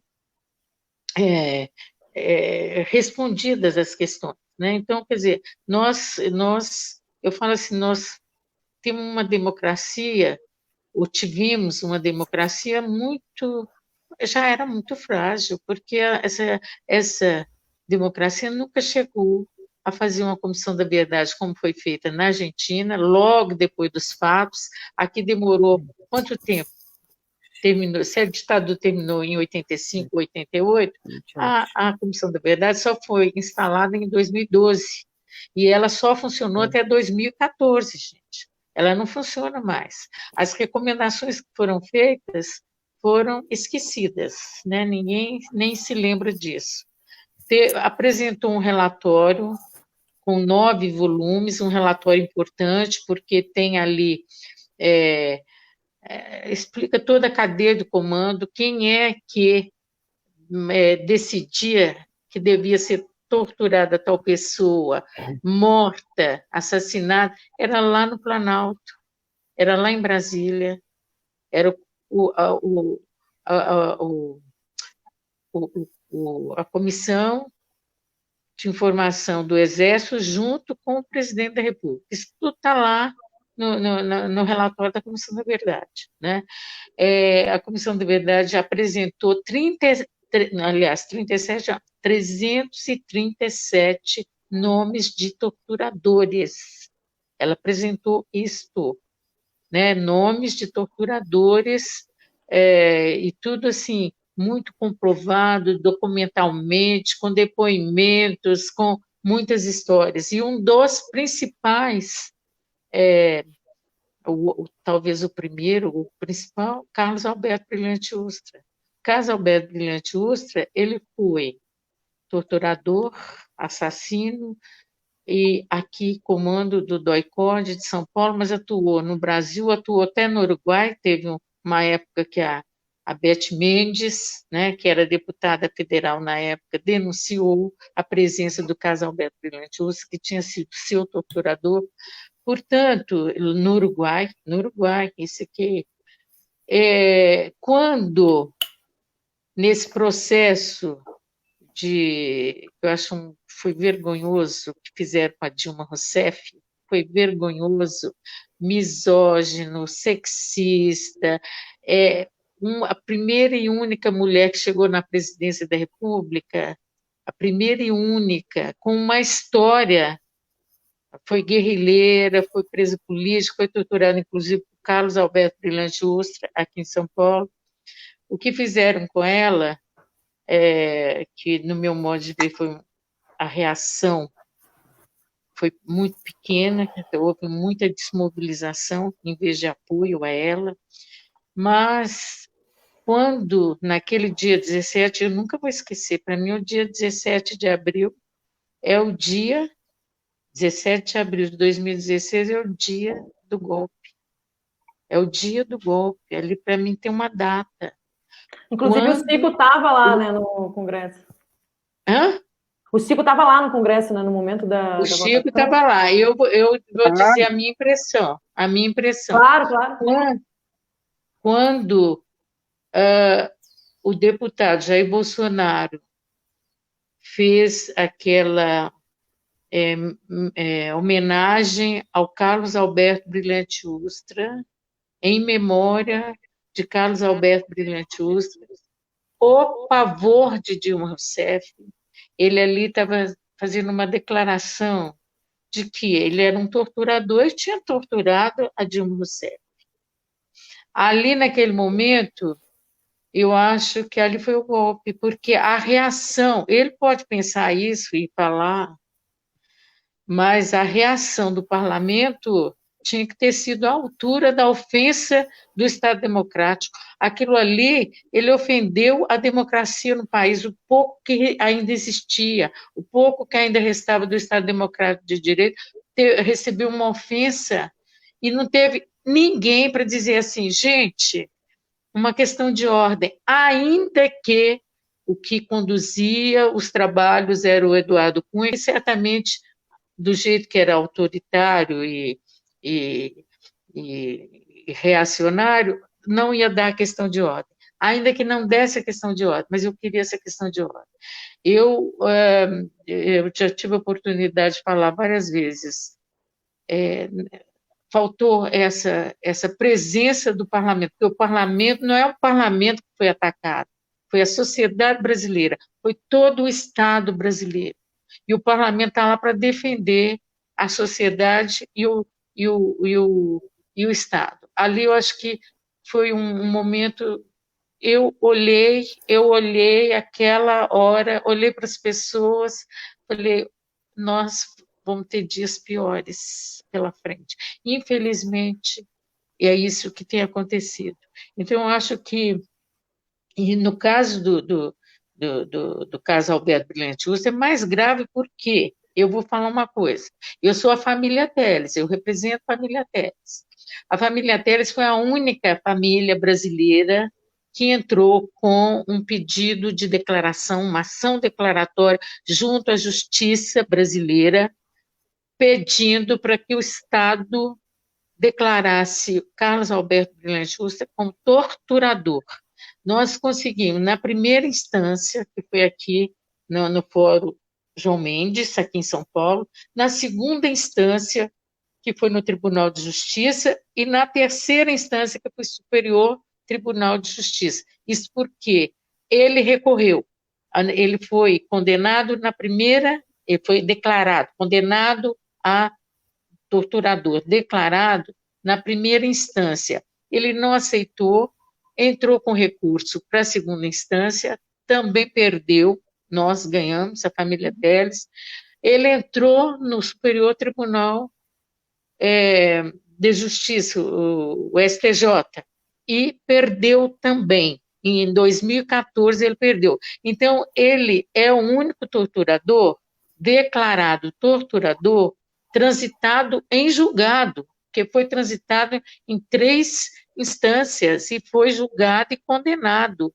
Então, ali não é a família Telles que está dizendo que ele é torturador, não é, é a justiça brasileira. O judiciário não é mudo, o judiciário é mudo, mas o parlamento tem que falar. O parlamento tinha que falar, não, olha, a ofensa foi muito grande que o deputado fez, porque denunciou, homenageou um homem que já foi declarado pela justiça brasileira como torturador. Entendeu? Eu acho que pelo menos isso. Eu vejo que isso não parece fatos muito pequenos, detalhes, né? Detalhes de uma história tão grande como essa história do Brasil, cheia de autoritarismo, cheia de violência. Mas é nesses pequenos detalhes é que nós, às vezes, perdemos a força, nós desmobilizamos, nós enfraquecemos, nós perdemos a perspectiva. Estou falando nós, enquanto povo brasileiro, entendeu? Porque é assim mesmo, não adianta, vocês conseguiram isso, porque eu tenho muito orgulho de ter conseguido, junto com minha família, que o Carlos Alberto Brilhante Ustra fosse declarado torturador. Pelo menos isso na história tem que ser registrado, está lá na justiça. O dia que alguém, daqui 100 anos, se alguém for pesquisar lá, nos documentos do judiciário, vai encontrar essa sentença e vai ver que isso aconteceu. Então, eu acho que isso que eu falo. Amelinha, nós temos muito orgulho, inclusive, de toda a sua história de luta e de resistência, na verdade, que perdura até hoje. Na verdade, o orgulho é de todos nós. Então, eu só quero dizer isso, que nós temos pequenas conquistas que nós temos que valorizar mais essas pequenas conquistas. Nós não podemos, entendeu? Nós não podemos nos conformar em só só reconhecer as grandes vitórias. O fato hoje, e eu acho que nós vamos permanecer com essa pergunta, quem mandou matar Marielle Franco? Nós vamos continuar com essa pergunta, até que tenha resposta. Assim como nós vamos continuar com a pergunta, onde estão os desaparecidos políticos da ditadura militar? Nós vamos continuar com essa pergunta. Eu acho que são pequenas ações que trazem muita força, sabe? Social, muita força política, que mobiliza a sociedade. Porque a sociedade está muito mais indignada do que ela pode apresentar essa indignação. Nós estamos sem canal de mostrar a nossa indignação. Entendeu? Sem dúvida, Melinha. Muito obrigada pelas suas colocações. Eu queria passar, primeiro, eu não sei se Chico vai ter que sair aqui agora antes, por causa da entrevista da rádio, não sei como é que tá. Não, ainda dá para segurar um pouquinho. Daqui a pouco, como eu estou em isolamento absoluto e total, solidão plena, sem filhos, netos, eu tenho que acender a luz daqui a pouco. Estou vendo a Martina tomar uma aguinha aí, estou com uma inveja da água dela, porque a minha acabou. Mas, olha... Se quiser levantar... Eu vou continuar, mais uns 15 minutos dá. Eu só queria, pedindo licença... Claro, claro. Ao Calil e a Martina, porque a Melinha, com toda razão, fez menção àquele fatídico 17 de abril, aquela sessão que foi num domingo... e no horário nobre, com todas as redes de televisão suspendendo até transmissão de futebol, a CBF transferiu o horário dos jogos, foi um esquema engendrado mesmo, porque o resultado já estava mais ou menos delineado para caçar o mandato da Dilma Rousseff, que encaminhou para o Senado depois, mas ali foi o start do processo.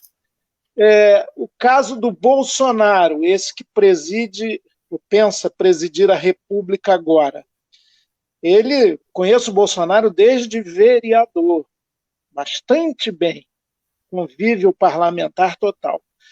Em primeiro lugar, Amélia, o parlamento, embora seja o lugar do dissenso democrático, ele também é o lugar do amaciamento dos conflitos de classe.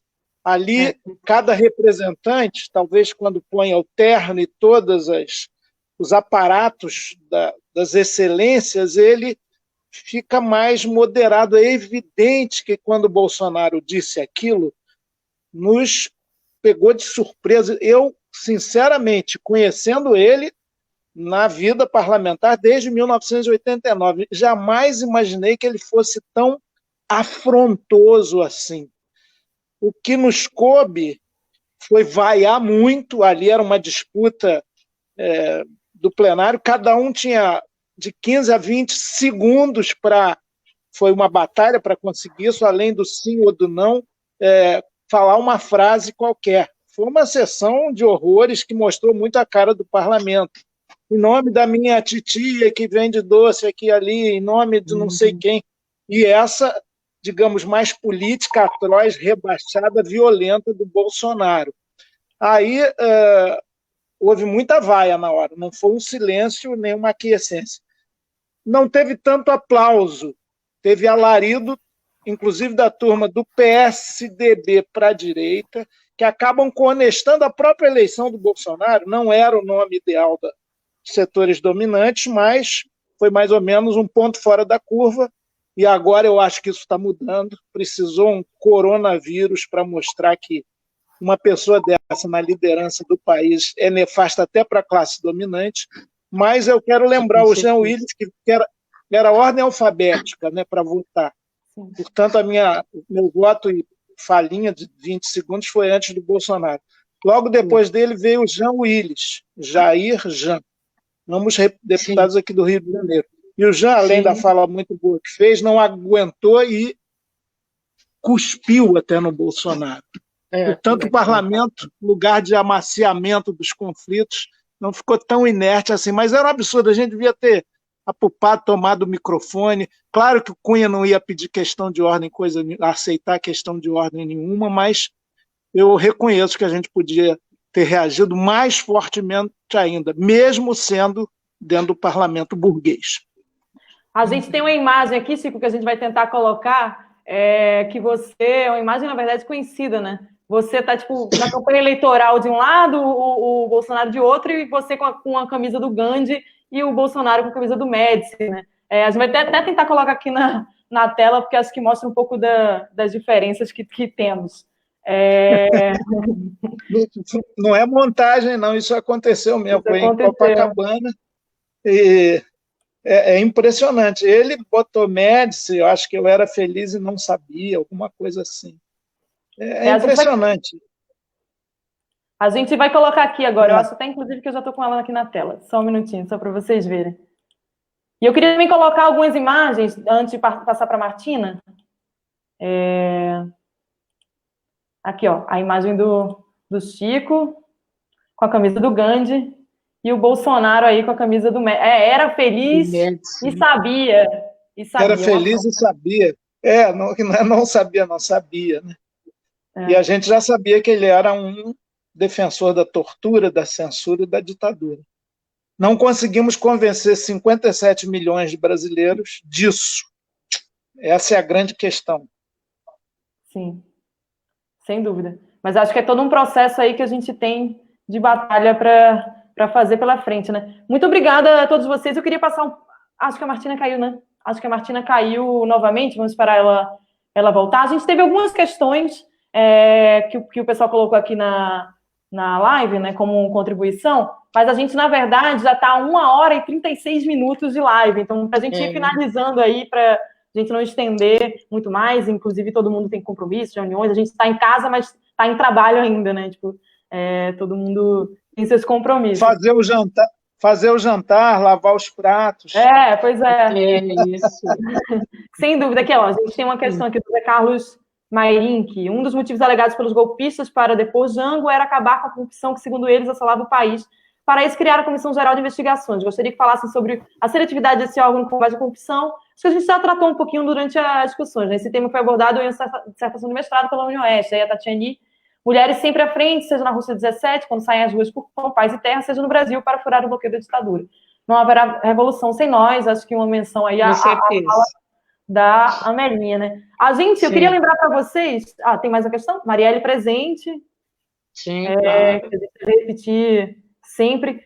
Hoje a gente tem, às 20h30, um barulhaço aí, exatamente para lembrar que a gente não vai nunca permitir ditadura, nunca mais, ditadura no Brasil, né? Então, o barulhaço aí em cima, com esse tema, ditadura nunca mais, então a gente faz o chamado aí para todo mundo que está em casa participar, vai para a janela, canta, então grita, bate panela, faz a manifestação que você achar mais adequada aí para a gente marcar essa questão que é fundamental no dia de hoje, né? Enquanto governantes nossos estão colocando abertamente, sem nenhuma punição, como a Amelinha coloca a questão da punição em relação a essa questão, sem nenhuma punição em relação a falar e fazer apologia à ditadura, a gente precisa minimamente protestar, né? Acho que o nosso papel é fazer isso. Vamos passar para a Martina. A Martina voltou aqui.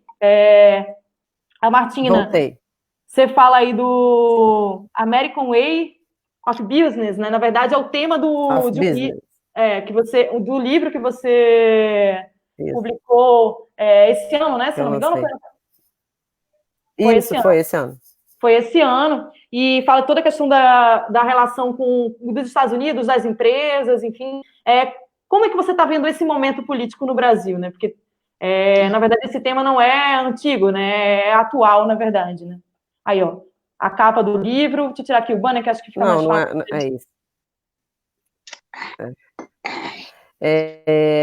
Eu queria fazer só algumas pontuações também a respeito, enfim, dos contextos que foram tratados pelos colegas agora. Destacar uma fala do Chico, que ele falou sobre a lei de remessa de lucros e sobre também a nacionalização de empresas, né? Que foram questões cruciais. Eu não citei isso para não alongar no início, né? Mas foram questões cruciais para a participação e a entrada cada vez mais efetiva dos empresários estrangeiros no processo político, né? Então, mudar a lei de remessa de lucros, que foi algo feito logo na sequência do golpe, né? E a questão, por exemplo, da nacionalização, foi a empresa de telecomunicações do Rio Grande do Sul, nacionalizada pelo Brizola, que virou um problema diplomático, né, entre o Kennedy e o João Goulart. Foi tema, pauta principal da viagem que o João Goulart fez aos Estados Unidos no ano de 62, se eu não me engano, ou 63, agora eu não estou muito certa.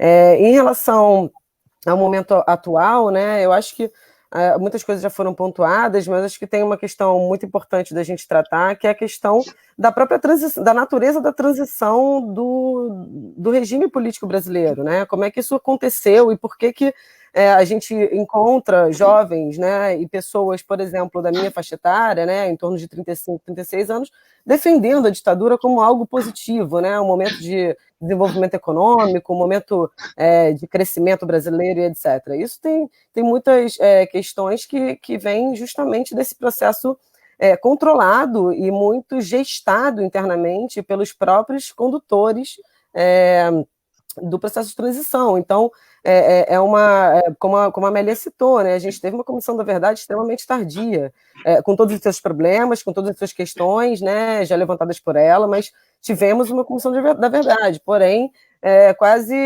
23 anos depois, né, dependendo de como a gente for fazer a conta do fim do regime, né, então, no caso da Argentina, no caso do Chile, por exemplo, as comissões foram na sequência da derrubada dos regimes, né. No caso da Argentina, uma transição muito mais que deixou as Forças Armadas numa situação, nacionalmente falando, né, depois da Guerra das Malvinas e tudo mais, de maneira muito mais uma memória de um grupo perdedor, né, de um grupo que não teve sucesso na sua empreitada. O que a gente vê nesse processo, eu acho, de longa duração, né, e aí pegando algumas perspectivas historiográficas, analíticas, que a gente pode trazer para o debate, né, a ideia de analisar longas durações, eu acho que a gente não pode deixar de lado, muitos historiadores focam micro-história, né, em microperíodos, em pequenos períodos, mas a longa duração mostra para a gente que a gente tem um processo transicional brasileiro extremamente controlado, isso já se sabia, né, e que vem refletir nesse tipo de política, né, e talvez nesse tipo de impunidade, de defender discursos tal qual esses discursos que o Bolsonaro faz, tal qual a camiseta que ele usa na praia de Copacabana, que perpassa e gera apoiadores de maneira muito... chega a ser natural, né, da democracia. É democracia, então podemos defender, porque isso foi construído, é uma memória construída, né, uma memória que foi uma certa... a gente não pode tratar a história como ganhadores e perdedores, né, mas que foi um grande acerto, digamos assim, né, do processo transicional. Então, a Constituição de 88, ela tem marcadamente, e isso é uma questão que é já estudada por muitos outros autores, ela tem marcadamente elementos que mostram a participação efetiva desses grupos na construção da própria Constituição de 88. Então, toda a questão das Forças Armadas, todo o debate sobre o Ministério da Defesa, né, do Ministério, a partir, né, do governo do FHC começar a ser liderado por um civil, e que questões, né, e o Ministério do Exército, da Aeronáutica e tal. Então, toda essa questão relacionada à reconstrução da democracia brasileira, ela é muito marcada pelo processo de transição, né? Então, eu acho que o reflexo disso, e aí as questões mais conjunturais, acho que o Calil já periodizou muito bem, né, e a Melinha também, os reflexos disso, sem dúvida nenhuma, estão aparecendo agora, assim como os reflexos da própria historiografia revisionista, né, que o Calil já citou anteriormente. Se for ler as ordens alusivas, né, a gente teve a ordem alusiva hoje do Exército, das Forças Armadas, mas teve no passado também, né, uma ordem alusiva, também uma espécie de comemoração, né, uma vitória contra o comunismo, né, e chamando o golpe de 64 de movimento de 64, enfim.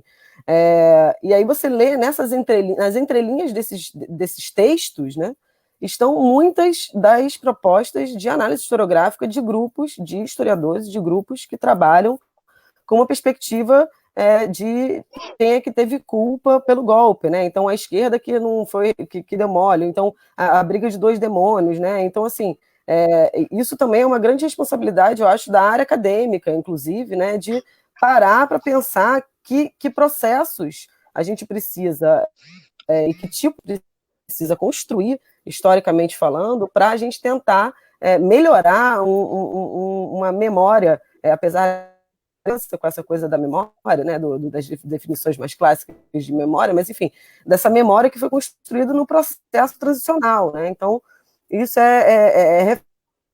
essa questão de longa duração, estou tentando trazer aqui um elemento mais contextual, né? Ele tem reflexos muito diretos desse processo iniciado ainda durante a ditadura, né? Então, uma lei de anistia que não dos dois lados, uma comissão da verdade bastante, enfim, como a Melinha já falou, né, com nenhum caráter punitivo, né? Então, a gente tem um processo que é consequência, inclusive, né, são continuidades, a gente tem continuidade na nossa própria Constituição, que funciona até hoje, né, que talvez, não sei se ainda vai funcionar, mas, enfim, isso é questão para uma outra live, mas o meu ponto em relação a 2016, meu entendimento também é o mesmo dos colegas, de que houve um golpe em 2016, né? Então, um momento muito de início de um processo, acredito eu, que a gente vê, talvez, se consolidando cada vez mais, né? De uma mudança, talvez, de um regime político, como a gente observou lá em 64, então, seja uma espécie de semelhança, né? Mudança, talvez, das regras do jogo daqui para frente, não sei se em 2016, acho que ainda está cedo para falar, mas entender que isso tudo é reflexo de um processo, sim, de longa duração e também de um processo de construção da própria história a partir de trabalhos acadêmicos de historiadores revisionistas. Isso, se você fizer um trabalho comparativo dos textos, principalmente da ordem alusiva do ano passado, desse ano ela não tem tanta característica assim, mas do ano passado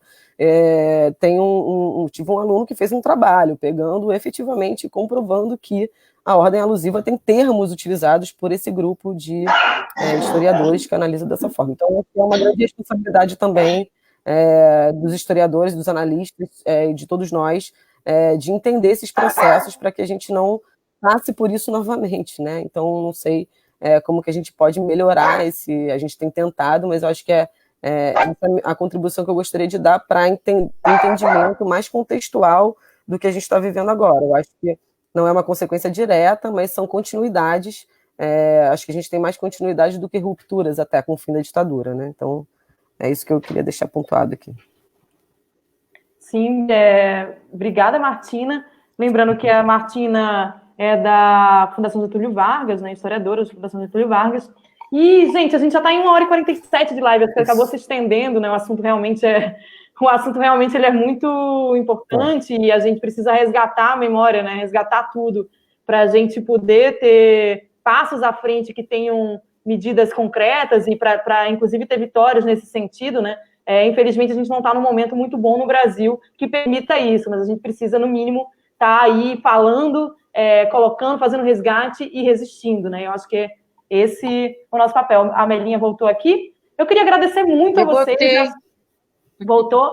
Eu queria agradecer muito a vocês. Acho que se quiserem falar uma coisa muito brevemente, sabe, para a gente concluir, que eu já vou me despedindo de vocês, chamando todo mundo a participar do Barulhaço hoje às 8h30 da noite. Vão às janelas, não esqueçam. A gente precisa dizer em alto e bom som aí que ditadura nunca mais, né? Nesse momento que a gente está vivendo. Agradeço muito a participação de vocês, de todos. Lembrando que a gente teve com o Gilberto Calil, que é da União Oeste, com a Melinha Teles, né, que viveu na época da ditadura militar, e é uma memória viva aí pra gente, o Chico Alencar, que é ex-deputado federal do PSOL e também historiador, e a Martina Spohr, que é historiadora e da Fundação Getúlio Vargas, né. Muito obrigada, gente. Vocês querem falar alguma questão final para a gente já finalizar? Já me despeço de vocês. Bom, dá para ir? Pode ir. Só para me despedir, foi muito bacana, aprendi muito, obrigado aí pelos jovens, o Calil e a Martina, que mostram que a chama não se apaga. e a Melinha como um exemplo de vida, de luta, o pessoal que participou, Tatiani, companheira de luta aqui do Rio de Janeiro. Eu queria lembrar o Dom Helder Câmara, outro resistente à ditadura, que, aliás, fazia parte da igreja que apoiou o golpe de 64, mas logo depois, estimulando inclusive a criação da CNBB, foi um símbolo da resistência no Brasil e no mundo. A ditadura censurava até o nome dele nos jornais da época, mas ele dizia, isso vale para o tempo de agora também, quando todos nos sentimos ameaçados, ele dizia o seguinte: quanto mais escura a noite, mais carrega em si a madrugada. Sobreviveremos a tudo isso, até ao Bolsonaro e seus ditadorzinhos. Obrigada, Chico. Muito obrigada pela participação. Um grande abraço. Obrigado. Obrigada. Quem gostaria? Melinha, Martina, Gilberto? Bom, eu vou me despedir também, porque eu já tenho que cuidar aqui dos meus cachorros, mas olha, muito obrigada mesmo pelo convite, o debate foi muito bom, que bom que vocês fazem esse debate e que as pessoas possam participar, porque nós estamos precisando disso, né? Nós, pelo menos agora que nós estamos com isolamento social, que é necessário, pelo menos a gente conversar com essas tecnologias, né? Eu, por exemplo, é a primeira vez que eu participo de um debate dessa forma. Então, eu fico muito grata por vocês terem me dado essa oportunidade, por terem conhecido esse professor maravilhoso e essa professora também. Olha, nós, com certeza, vocês trazem esperança para nós. Muito obrigada. Muito obrigada, Melinha. Você é um exemplo para todos nós e a gente que agradece muito a sua participação, sem dúvida, e contamos com, em outros momentos, também podermos conversar novamente. Muito obrigada, tá? Calil, Martina? Então, eu deixo a Martina por último.